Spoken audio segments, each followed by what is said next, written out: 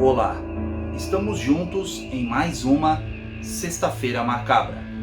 Antes de comentar sobre o programa de hoje, quero lembrar a você, fã de literatura gótica e de horror, que nós temos uma parceria com a editora Diário Macabro.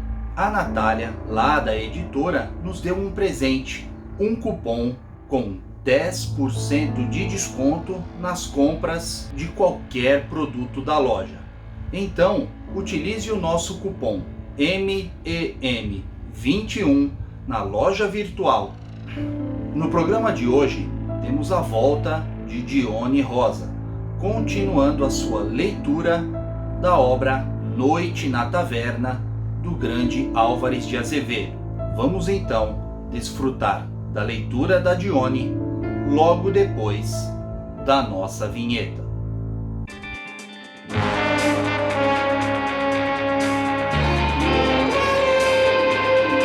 Oi, Cássio. Então, dando sequência à leitura da obra Noite na Taverna, eu vou ler o conto Sou Fiel. Sabeis-lo. Roma é a cidade do fanatismo e da perdição. Na alcova do sacerdote dorme a gosto a Amásia. No leito da vendida se pendura o crucifixo lívido. É um requintar de gozo blasfemo que mescla o sacrifício à convulsão do amor. O beijo lascivo à embriaguez da crença. Era em Roma.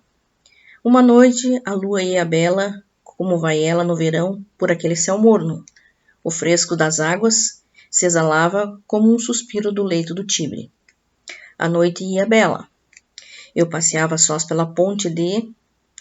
As luzes se apagaram uma por uma nos palácios, as ruas se faziam ermas e a lua de sonolenta se escondia no leito de nuvens. Uma sombra de mulher apareceu numa janela solitária e escura. Era uma forma branca. A face daquela mulher era como de uma estátua pálida à lua. Pelas faces dela, como gotas de uma taça caída, rolavam fios de lágrimas. Eu me encostei à aresta de um palácio. A visão desapareceu no escuro da janela e daí um canto se derramava. Não era só uma voz melodiosa. Havia naquele cantar um como choro de frenesi, um como gemer de insânia. Aquela voz era sombria como a do vento à noite nos cemitérios cantando a nênia das flores murchas da morte. Depois o canto calou-se. A mulher apareceu na porta. Parecia espreitar se havia alguém nas ruas. Não viu a ninguém. Saiu. Eu seguia. A noite ia cada vez mais alta. A lua sumira-se no céu e a chuva caía às gotas pesadas. Apenas eu sentia nas faces caírem-me grossas lágrimas de água, como sobre um túmulo prantos de órfão. Andamos longo tempo pelo labirinto das ruas. Enfim, ela parou. Estávamos num campo. Aqui e ali, além das cruzes que se erguiam de entre o ervaçal. Ela ajoelhou-se, parecia soluçar. Em torno dela passavam as aves da noite. Não sei se adormeci. Sei apenas que quando amanheceu achei-me a sós no cemitério. Contudo, a criatura pálida não fora uma ilusão. As urzes, as cicutas do campo santo estavam quebradas junto a uma cruz. O frio da noite, aquele sono dormido à chuva, causaram-me uma febre. No meu delírio passava e repassava aquela brancura de mulher, gemiam aqueles soluços e todo aquele devaneio se perdia num canto suavíssimo. 1 ano depois voltei a Roma. Nos beijos das mulheres, nada me saciava. No sono da saciedade me vinha aquela visão. Uma noite, e após uma orgia, eu deixara dormida no leito dela a Condessa Bárbara. Dei um último olhar àquela forma nua e adormecida, com a febre nas faces e a lascívia nos lábios úmidos, gemendo ainda nos sonhos, como na agonia voluptuosa do amor. Saí. Não sei se a noite era límpida ou negra, sei apenas que a cabeça me escaldava de embriaguez. As taças tinham ficado vazias na mesa. Os lábios daquela criatura eu bebera até a última gota o vinho do deleite.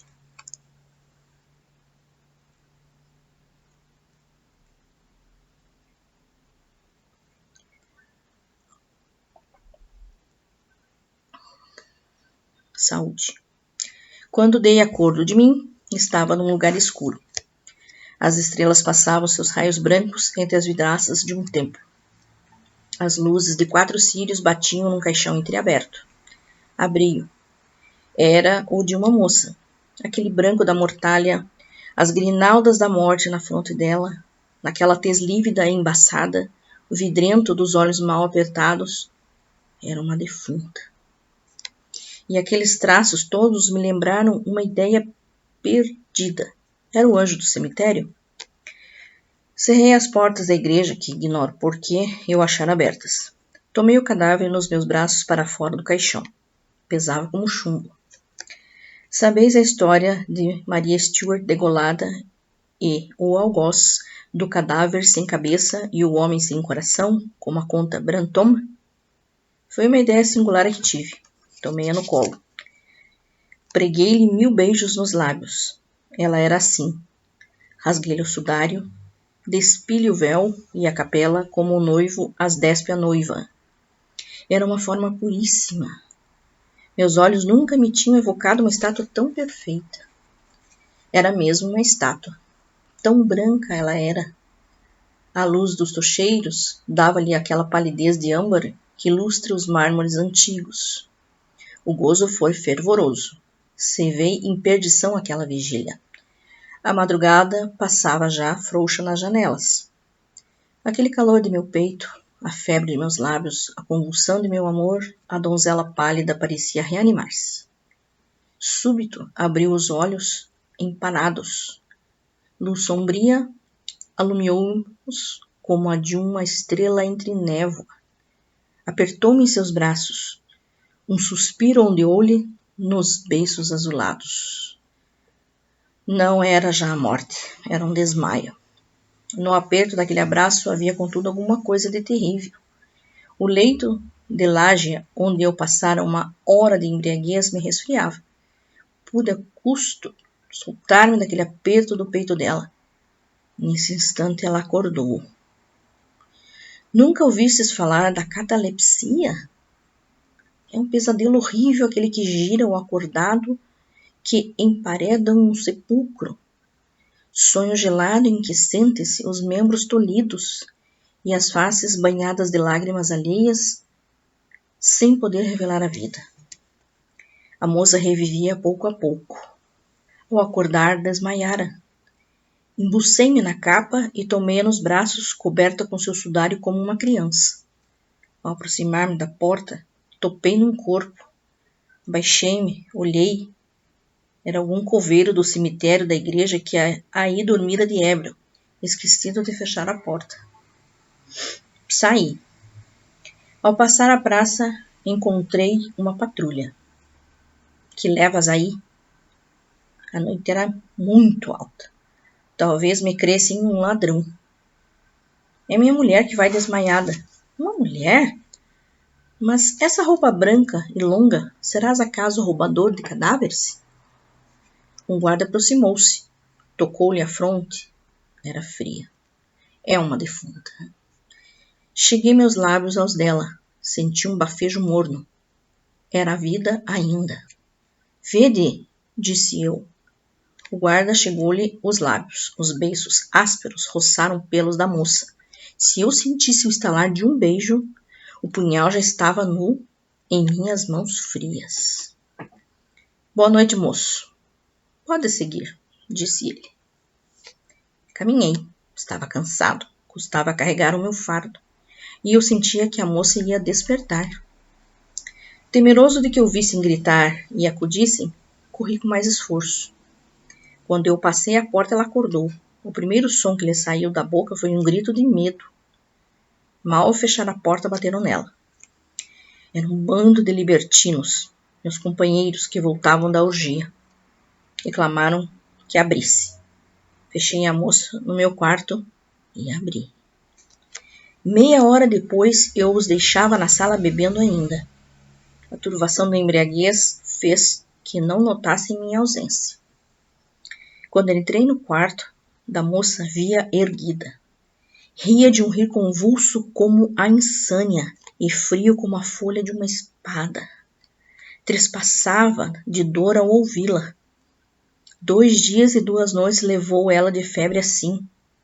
Não houve como sanar-lhe aquele martírio. Delírio, o rir do frenesi. Morreu depois de 2 noites e 2 dias de delírio. À noite saí. Fui ter com um estatuário, que trabalhava perfeitamente em cera, e paguei-lhe uma estátua dessa virgem. Quando o escultor saiu, levantei os tijolos de mármore do meu quarto e com as mãos cavei aí um túmulo. Tomei então pela última vez nos braços, apertei-a a meu peito muda e fria, beijei-a e cobri-a adormecida do sono eterno com um lençol de seu leito. Fechei-a no túmulo e estendi meu leito sobre ele. 1 ano, noite a noite, dormi sobre as lajes que a cobriam. Um dia o estatuário me trouxe a sua obra. Paguei-lhe e paguei o segredo. Não te lembras, Bertrand, de uma forma branca de mulher que entrevista pelo céu do meu cortinado? Não te lembras que eu te respondi que era uma virgem que dormia? E quem era essa mulher, Sofieri? Quem era? Seu nome? Quem se importa com uma palavra quando sente que o vinho lhe queima assaz os lábios? Quem pergunta o nome da prostituta com quem dormia e que sentiu morrer a seus beijos, quando nem há dele mister por escrever-lhe na lousa? Sofia encheu uma taça, bebeu-a. Ia erguer-se da mesa quando um dos convivas tomou-o pelo braço. Sofieri, não é um conto isso tudo? Pelo inferno que não! Por meu pai que era conde bandido, por minha mãe que era a bela messalina das ruas, pela perdição que não. Desde que eu próprio calquei aquela mulher com meus pés na sua cova de terra, eu vou-lo juro, guardei-lhe como amuleto a capela de defunta. Ei-la! Abriu a camisa e viram-lhe ao pescoço uma grinalda de folhas e flores mirradas. Vede-la murcha e seca como o crânio dela. Então temos aqui o segundo capítulo, Noite na Taverna, do Aures Azevedo, com esse conto que tem áreas de sobrenatural, mas estamos diante de um fenômeno da catalepsia. Os temas aqui são icônicos do romantismo. Temos a noite escura, o ambiente satânico e tétrico, as ruas desertas, o cemitério, casarões antigos, muito característicos do século XIX, caixões e a capela mortuária, que dão toda a impressão de que a jovem estava morta. Também temos aqui que observar o comportamento e as formas, né, como o Sofieri se desenvolve, se descreve, né? Lembra Lord Byron, cínico, mentiroso, sedutor, mulherengo. E também podemos observar aqui que o Sofieri nutre um endeusamento, né, pela brancura da moça, que é uma coisa muito do romantismo mesmo, que comparava a beleza da mulher a das deusas, a das estátuas, das deusas, né? Então, nesse segundo capítulo, a gente vê também a prosa do Álvares de Azevedo, a sua melhor forma, não é? Poderíamos dizer isso. E também voltando um pouco nessa questão da brancura, da beleza da mulher, também essa beleza da mulher depois de morta os estudiosos classificam como beleza meduséia, ou seja, a mulher mais bela é mais bela depois de morta, né? É uma beleza maldita, vamos dizer assim. E também o conto ele é bem conhecido pelo aspecto da necrofilia, né? Que é um dos tópicos malditos da transgressão romântica. E assume habitualmente o papel de mortos-vivos, de vampiros. Aqui talvez poderia ser uma morta-viva, mas talvez não, porque o aspecto sobrenatural que ela desperta da morte, mas na verdade, não é um conto sobrenatural, é um conto estranho, porque há uma revelação de que a mulher estava sob um estado cataléptico, né? E outra coisa também que é bom comentar é que a paixão que o Sulfieri nutre pela moça, ele dá um beijo nela, evocando ressuscitá-la, né? Então seria também uma alusão ao mito da Bela Adormecida, que desperta com um beijo. Só que infelizmente a realidade mostra que ela realmente não teve mais vida. Em seguida, 2 dias depois, ela delira e vem a óbito, né?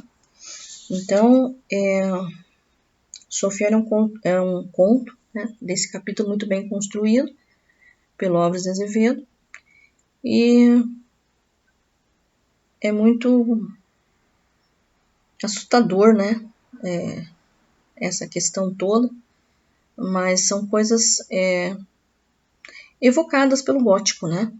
O gótico traz o tétrico, o assustador, o sobrenatural, o estranho. Então, eu creio que esse é o que eu gostaria de falar a respeito desse conto. Mais uma vez aqui, Cássio, eu celebro com água esse nosso encontro e esperando ter outras oportunidades para vir a falar da obra do Álvares de Azevedo. Uma boa noite a você e a todos os ouvintes. Espero que vocês tenham curtido o vídeo de hoje e aguardem grandes novidades para este programa, que será muito mais abrangente, além dos contos narrados. Nos vemos no próximo vídeo.